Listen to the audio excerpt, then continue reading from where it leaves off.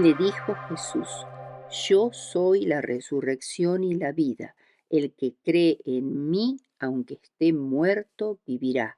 Y todo aquel que vive y cree en mí no morirá eternamente. ¿Crees esto? Como introducción destacaremos dos puntos. El primero es que de todas las personas que resucitaron antes de la crucifixión de Cristo, solo Moisés fue directamente al cielo. Todos los demás volvieron a vivir aquí en la tierra y estaban nuevamente sujetos a la muerte. De todos los que resucitaron no quedó ninguna constancia de que ninguno de ellos mencionara una experiencia en el más allá mientras estuvieron muertos.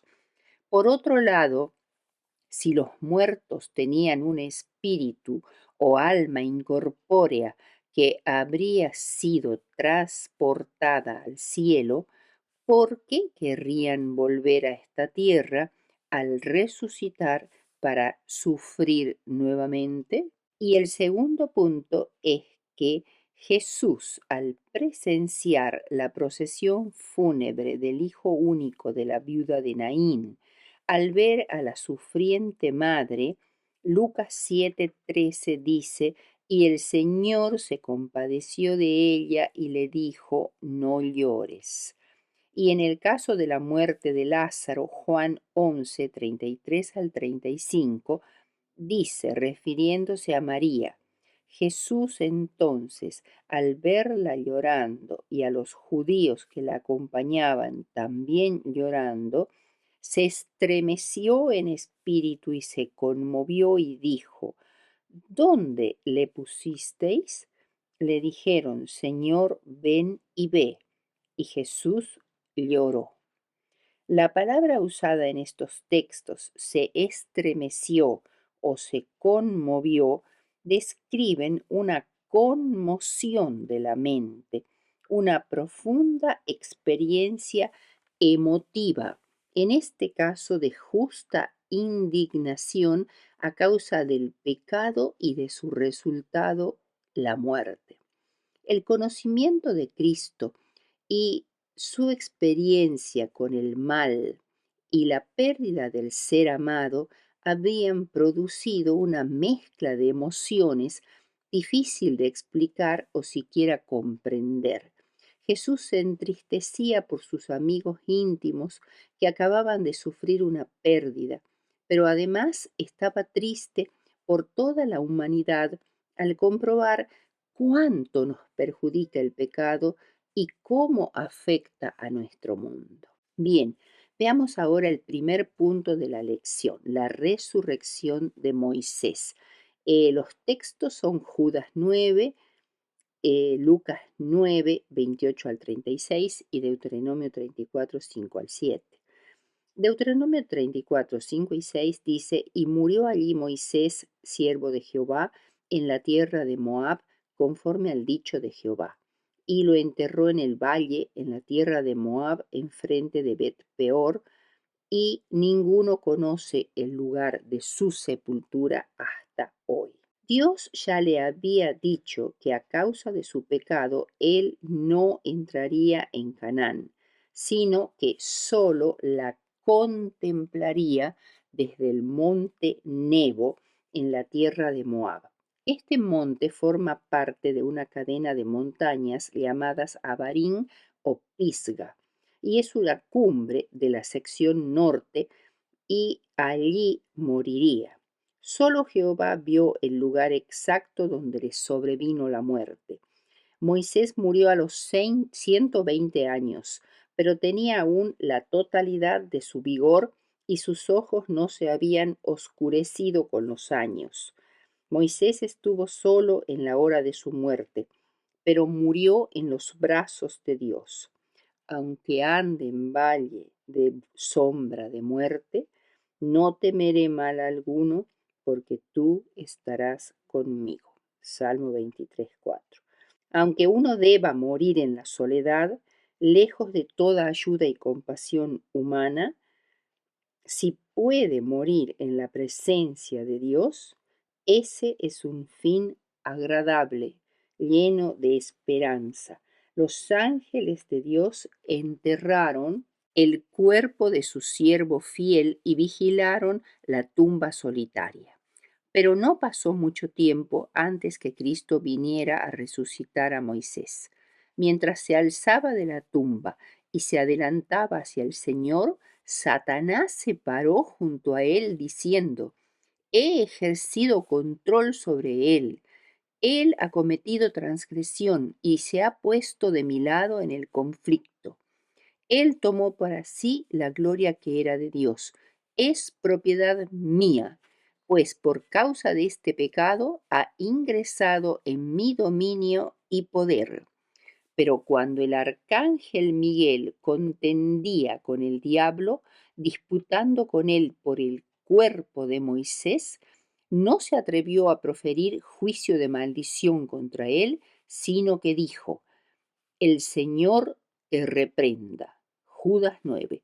Satanás contendió denodadamente por el cuerpo de Moisés. Reiteró sus falsas declaraciones, indicando que no se lo había tratado con justicia.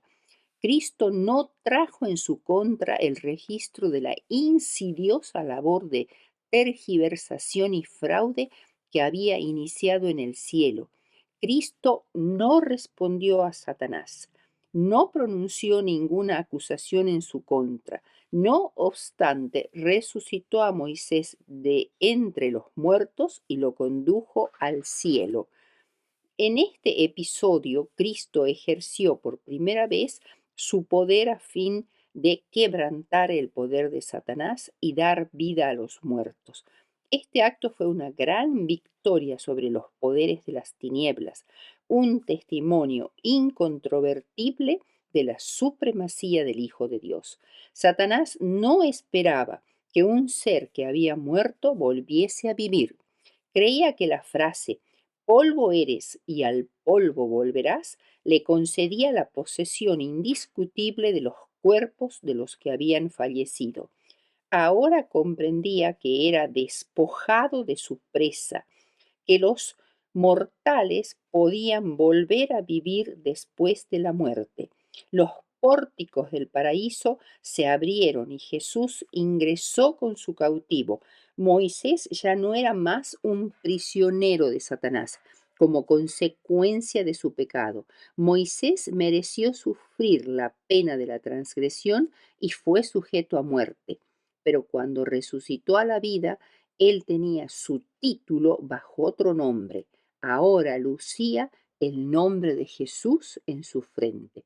Manuscrito 6, 1912, Elena de White. Veamos ahora dos casos del Antiguo Testamento.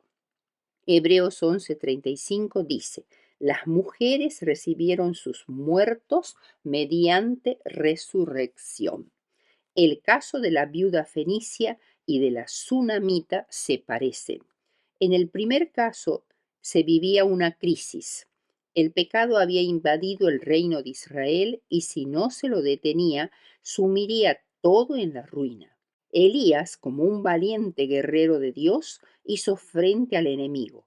Desde su hogar en Galaad, al este del Jordán, aparece súbitamente delante del impío rey Acab con un solemne mensaje del castigo venidero. Baal era adorado como la fuente de la vida y de las bendiciones, el gran dios de las tormentas que daba humedad a la tierra y la hacía producir.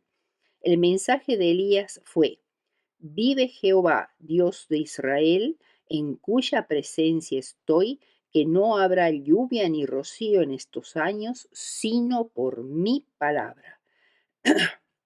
Antes que el rey pudiera volver en sí para hacer apresar y matar al profeta, éste se había ido y refugiado en el arroyo de Querit, cerca del valle del Jordán, donde fue alimentado por los cuervos y por el agua de ese arroyo.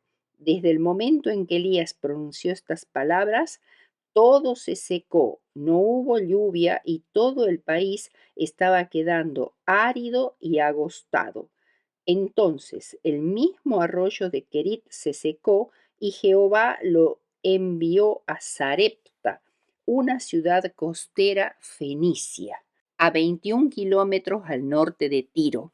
Sarepta estaba en el corazón mismo de Fenicia, país gobernado por los reyes propicios a Baal, pero allí había una mujer viuda para que lo sostuviera durante la sequía. Esta ciudad era en realidad una pequeña aldeíta donde Acab nunca habría buscado al profeta. Y la viuda, además de ser viuda y con un hijo, era extremadamente pobre. A ella, que estaba en un estado paupérrimo, fue enviado Elías a pedir pan. ¿Daría acaso la pobre viuda el alimento destinado a su hijo a un forastero? Lo que la viuda tenía era lo último. Casi se había terminado su escasísima provisión. Luego solo quedaba la inanición. Pero el pedido estaba acompañado de una promesa, y Dios desde entonces le proveyó de harina y aceite suficiente para ella, su hijo y Elías. Sin embargo, su hijo enfermó de tanta gravedad que murió. Ella, a pesar de ser extranjera, creyó en el Dios de Elías y que él era un varón de Dios y había andado en toda la luz que resplandecía sobre su senda. La presencia del profeta había despertado en ella una comprensión más nítida del pecado y ahora consideraba su desgracia como un castigo de Dios. Elías clamó a Jehová y se tendió sobre el niño muerto. Esto no significa que el profeta estaba recurriendo a algún medio natural para revivir al muerto. Tan solo Dios podía restaurar la vida. Te ruego que hagas volver el alma de este niño a él, dijo Elías en Primera de Reyes 17:21. La palabra alma aquí usada es nefesh. Tiene muchos significados, como ya lo dijimos. Puede significar persona, vida, ser, etcétera. En este caso, el significado más adecuado es vida, no una entidad inmortal capaz de existir conscientemente fuera del cuerpo, idea que nunca se halla en la palabra nefesh. Y el niño revivió, como dice Hebreos 11:35. Este milagro se realizó en una hora de crisis de Israel y del mundo, que por todos lados abundaba la idolatría y se deificaban las fuerzas de la naturaleza. Se necesitaba que las personas dirigieran su atención a Dios, quien es el único que da la vida y aún puede levantar a los muertos.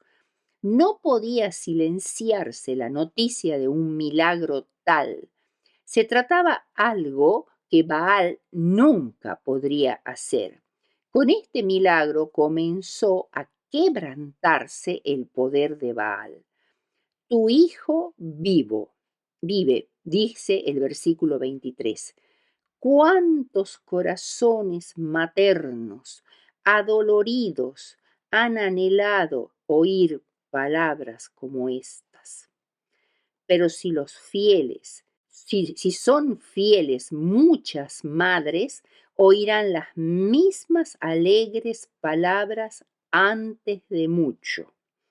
El que recibe a un profeta, por cuanto es profeta, recompensa de profeta recibirá. Mateo 10:41.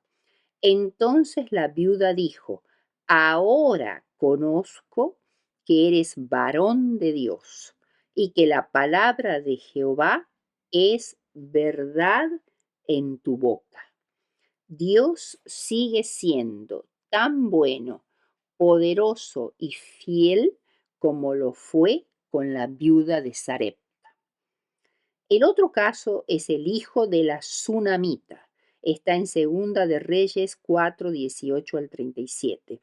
Sunem Es una aldea situada en el valle de Jezreel, en el territorio de Israel, a unos 8 kilómetros al norte del monte Gilboa y a 25 kilómetros del Carmelo, donde parece que en ese momento residía Eliseo.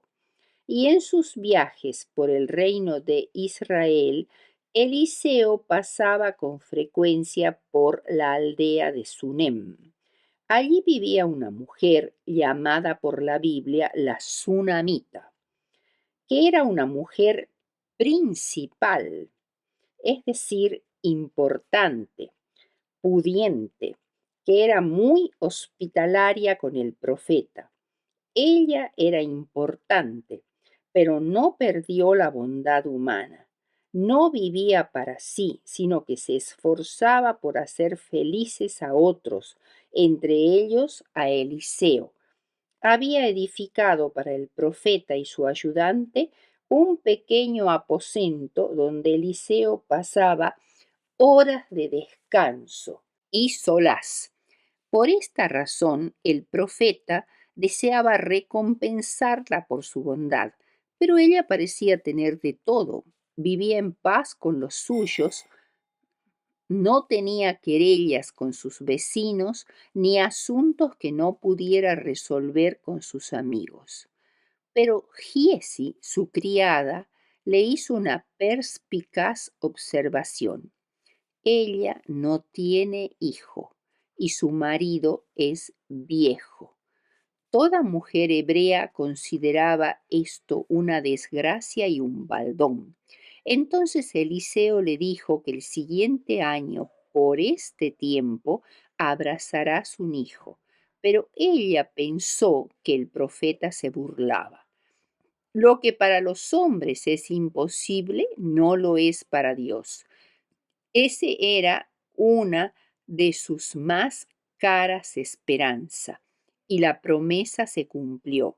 El niño creció y un día, durante la siega, un arduo trabajo que se realizaba en la época más calurosa del año, el niño enfermó con un intenso dolor de cabeza y murió algunas horas después. El hijo de la tsunamita había llenado de alegría el hogar, pero ahora le causó una gran angustia. El Señor lo había dado a la tsunamita, pero la muerte lo reclamó como suyo. Decidió entonces salir inmediatamente con un asno y un cortejo de hombres a buscar al profeta en el monte Carmelo. Era un asunto de fe y lo mantuvo en estricta reserva entre ella y Dios. Ella no se entregó al dolor ni a la desesperación. Ella confió en que el profeta también podría interceder ante Dios por su hijo muerto para que se lo restaurara. El viaje era de cerca de 25 kilómetros y no era fácil. Cuando Eliseo la vio a la distancia, la reconoció y se dio cuenta que algo andaba mal. Ella se asió de sus pies y Eliseo se dio cuenta inmediatamente de que su alma estaba en gran amargura.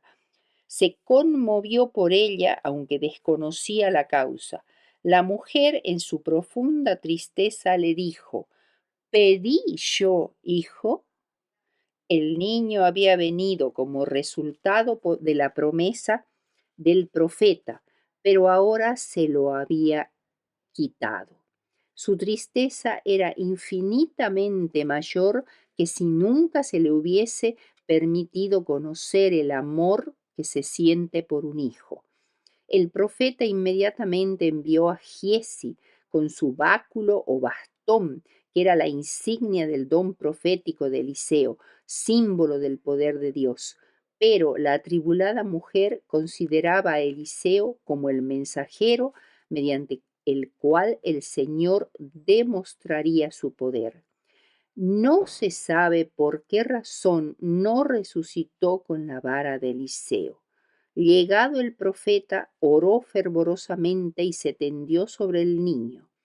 No se da la razón por la cual Eliseo usó este medio para que el niño resucitara. Después de estas maniobras, pero no por ellas, sino mediante Cristo, el niño fue resucitado, un acto que solo Dios puede realizar. Eliseo se lo entregó a su madre. Jesús se compadece de cada madre que llora por la pérdida de un hijo, y en el día feliz de la resurrección, los niños que ahora duermen en la tumba resucitarán y serán llevados por los ángeles a los brazos de sus madres. Conflicto de los siglos, página 703, Elena de White. La tsunamita, con profundo agradecimiento, se echó a los pies del profeta derramando lágrimas de gozo. El tercer punto es el hijo de la viuda de Naín. Lucas 7, 11 al 17. Según Hechos 10:38, Jesús anduvo en este mundo haciendo bienes y sanando a todos los oprimidos del diablo, porque Dios estaba con él. Había aldeas enteras donde no se oía un gemido de dolor, porque Él había pasado por ellas y había sanado a todos sus enfermos. En cada acto de su vida revelaba misericordia y compasión. Camino a Cristo, página 9, Elena de White. Jesús estaba iniciando el segundo gran viaje misionero por los pueblos y aldeas de Galilea a comienzos del otoño del año 29 después de Cristo. Comenzó en Capernaum, el centro de las actividades de Jesús en esta zona, poco después de la designación de los 12 discípulos y del Sermón del Monte. Llegaron así a Naín, aldea que no se menciona en ningún otro pasaje bíblico, pero que podría ser la aldea de Neín, a unos 40 kilómetros al suroeste de la antigua Capernaum y a 8 kilómetros al sur de Nazaret. A menos de 1 kilómetro de dicha aldea se encuentra un antiguo cementerio de tumbas cavadas en la roca. Cerca de la puerta de la ciudad se toparon cara a cara con la muerte, ya que una procesión fúnebre llevaba al cementerio al joven hijo único de una mujer viuda, lo cual presentaba una situación sumamente triste. Muchos de los aldeanos la acompañaban al entierro compadeciéndose de ella. El Señor también se compadeció. La viuda no hizo ninguna petición ni ruego, pero Jesús, con su simpatía por la humanidad sufriente, contestó la oración silenciosa, como lo hace muchas veces con nosotros. No llores, le dijo, o deja de llorar. A la viuda le sobraban razones para estar profundamente triste, pero Jesús estaba a punto de darle el mayor gozo posible, por eso no debía ya llorar. Entonces se acercó al féretro, un ataúd abierto, dentro del cual estaba el cuerpo envuelto en un lienzo. Era probable que el ataúd fuera de mimbre, y Jesús lo tocó para indicar que se detuvieran los que lo llevaban.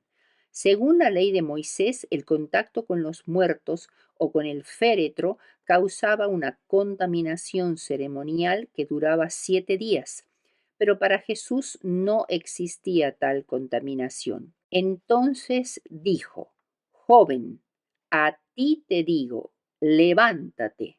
Esta es una orden enfática. Jesús tenía derecho de pedirle a la madre que no llorara más, porque él tenía el poder de reprender a la muerte. Entonces se incorporó el que había muerto y comenzó a hablar. Jesús se lo dio a su madre. La reacción de la multitud fue de un gran temor reverente y de profundo asombro. Glorificaron a Dios y se convencieron de que un gran profeta había aparecido entre ellos. Aún hoy podemos consolarnos en la seguridad de que ese mismo Jesús todavía vela con toda persona que llora ante un ataúd. Deseado de todas las gentes, página 286, Elena de White. Dios se preocupa por nosotros aun cuando no podemos pedirle ayuda o nos sentimos indignos de hacerlo. El cuarto punto es la hija de Jairo, en Marcos 5, 21 al 24 y 35 al 43.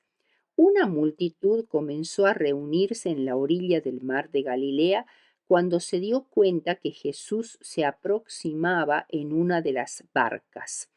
Después les enseñó en la orilla y sanaba a los enfermos. Después después fue al hogar de Leví Mateo para asistir a la fiesta que allí se daba en su honor. Fue allí donde Jairo encontró a Jesús. Jairo era el principal de la sinagoga, es decir, el que estaba a cargo del culto público en la sinagoga. Este se postró a sus pies como si estuviera ante un príncipe o alguien de gran autoridad. Si de esa manera podía salvar a su única hija, este orgulloso rabino estaba dispuesto a humillarse aún ante Jesús, despreciado y odiado por la mayoría de los de la clase de Jairo. Su hija tenía solo 12 años y según su padre estaba agonizando de una enfermedad no identificada y la muerte parecía inevitable. Jairo no dudaba en absoluto que Jesús tenía el poder para devolverle la salud a su hijita, ya que había centenares de personas en Capernaum y sus alrededores cuyas vidas daban testimonio del poder de Jesús. Entre ellos el hijo del noble, en Juan 4, 46 al 54, y el siervo del centurión, Lucas 7, 1 al 10. Jesús decidió ir con Jairo a su casa y una multitud tan densa lo rodeaba que apenas podía moverse. Fue entonces cuando la mujer con flujo de sangre se sanó al tocar los vestidos de Jesús. Cuando Jesús hablaba con esta mujer, que había sido salvada por su fe, llegó un siervo de Jairo comunicando que la niña había muerto. Pero Jesús oyó el mensaje y le dijo a Jairo, no temas, cree solamente. En este caso, cree que Jesús podía resucitarla. Al llegar a la casa, Jesús no permitió que le siguiese nadie a la habitación de la niña, sino solamente los padres y 3 de sus discípulos, Pedro, Jacobo y Juan, dejando afuera a las plañideras y a los incrédulos.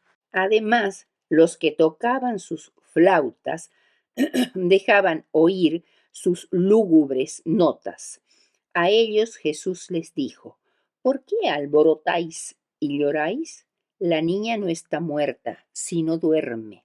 Marcos 5:39. Jesús dijo esto para referirse a la muerte. La muerte es un sueño, pero es un sueño profundo del cual solo el gran dador de la vida puede despertarnos, pues Él tiene las llaves del sepulcro. Entonces Jesús, tomando la mano de la niña, le dijo, Talita Kumi, palabras arameas que significan, niña, a ti digo, levántate. Jesús hablaba en arameo, que era el idioma común del pueblo. Y ella al instante se levantó y andaba. La restauración fue inmediata y completa.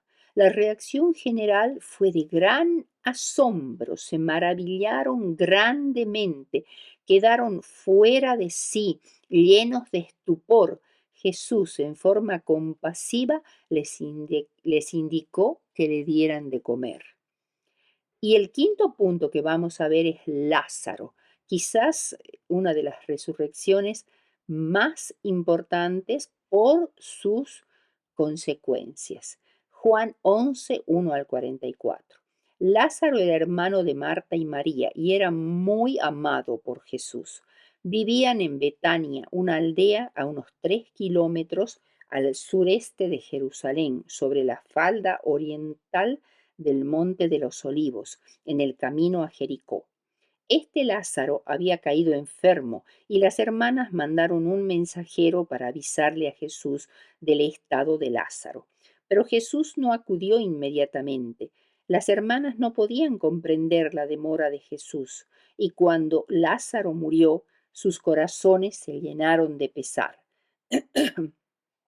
Cuando Jesús recibió el mensaje, dijo: Esta enfermedad no es para muerte, sino para la gloria de Dios, para que el Hijo de Dios sea glorificado en ella. Lo que él quiso decir es que el propósito de la enfermedad y la muerte, que fue de corta duración, era aumentar la gloria para el nombre de Dios. Dios se deleita en tomar los designios del enemigo y encauzarlos para propósitos de misericordia en favor de los que lo aman. Las hermanas coincidían en que si Jesús hubiese estado allí, su hermano no habría muerto, y creían en la resurrección que sucedería en el día postrero. Parecían escépticas en cuanto a la posibilidad de que Jesús obrara un milagro resucitando a Lázaro en ese mismo momento. Jesús agrega enfáticamente que todo el que cree en mí no morirá eternamente, es decir, la muerte segunda, y que Él puede resucitar a los que Él decida ahora y nuevamente en el futuro, en el día postrero. Cuando Jesús vio a María y a los judíos llorando, se estremeció, es decir, se conmovió con una justa indignación por los que mostraban un dolor hipócrita, que pronto harían planes para matarlo a él. Y luego en el versículo 35 dice que Jesús lloró porque fue conmovido por el dolor humano y lloró con los afligidos. Debido a esa identificación con la humanidad, Él es poderoso para socorrer a los que son tentados. Fueron al sepulcro, que era una cueva natural adaptada para servir como sepultura. Estaba cubierta con una piedra circular para poder hacerla rodar. Jesús pidió que quitaran la piedra, aunque Marta exclamó que ya habían pasado 4 días y tendría el hedor de la muerte, porque ya había comenzado la putrefacción. Cuando fue retirada la piedra, Jesús se dirigió a su Padre, no por causa suya, sino por causa de la multitud que presenciaba todo esto, tanto amigos como enemigos. No era una petición en realidad, sino era un agradecimiento, porque yo sabía que tú siempre me oyes. Jesús, ante la tumba abierta, clamó fuertemente: Lázaro, ven fuera, como dirigiéndose a un amigo familiar para despertarlo de un sueño. Y Lázaro salió de la tumba, atadas las manos y los pies por las vendas que le habían colocado. En conclusión, la resurrección de Lázaro tuvo alcances mucho mayores que las otras resurrecciones. Muchos creyeron en él y los dirigentes religiosos se enteraron de esto y fueron perturbados grandemente. Los saduceos, que no creían en la resurrección, se unieron a los fariseos en una abierta hostilidad hacia Cristo. Era tan grande el poder de Cristo, era en realidad un acto acto recreador solo podía ser llevado a cabo por Dios. De esta manera desencadenó la decisión de matar a Cristo con el pretexto de salvar a la nación.